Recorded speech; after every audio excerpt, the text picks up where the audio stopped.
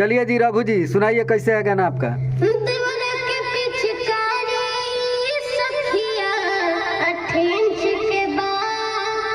8 inch के बा हाँ। पिचकारी हाँ। तन देखो हे देवा वो 8 इंच के बा मर दे वो 8 इंच के बा।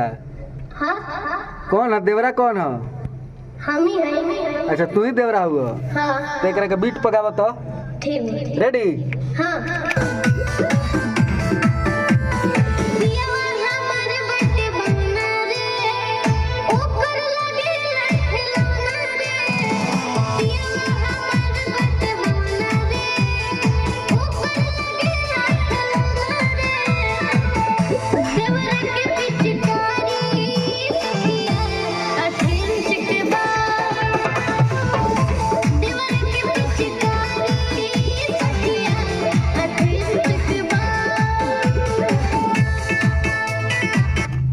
बहुत बढ़िया। चलो अंतरा के तैयारी क्या बा अंतरा?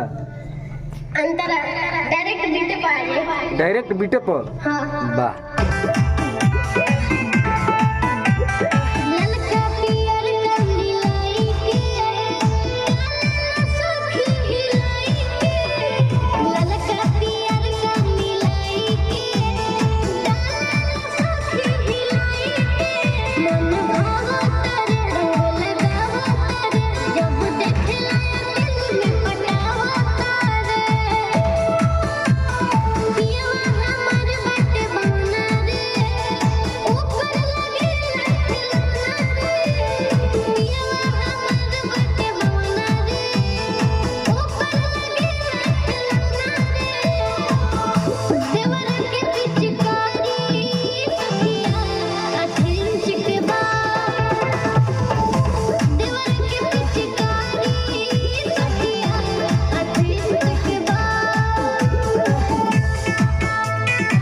बहुत बढ़िया। लास्ट अंतरा।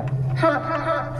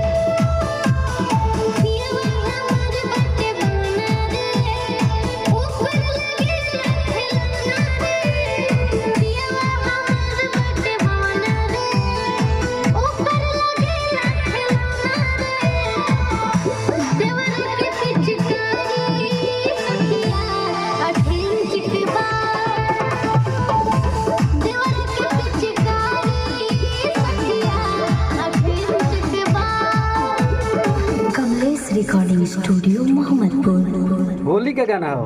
हाँ। पिचकारिये पर गाना बना देते रहो। हाँ। चलो ठीक बा।